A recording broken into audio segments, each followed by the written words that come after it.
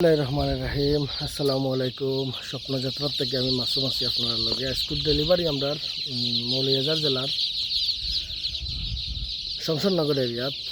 তো আজকে আমরা প্রায় কয়েকটা ডেলিভারি আছিল, যেমন গোলাপগঞ্জ গেছে 1 মাসের মিশরীয় ফার্মে, আর খানাইঘাট গেছে 1 দিনের মিশরীয় ফার্মে, কুলাউড়া গেছে 1 দিনের মিশরীয় ফার্মে। আর এগুলো হইলে আমরা শমশাননগর এরিয়াত আমার আত্মীয় লাগবেন, তাই টাইগার মুরগোর বাচ্চা।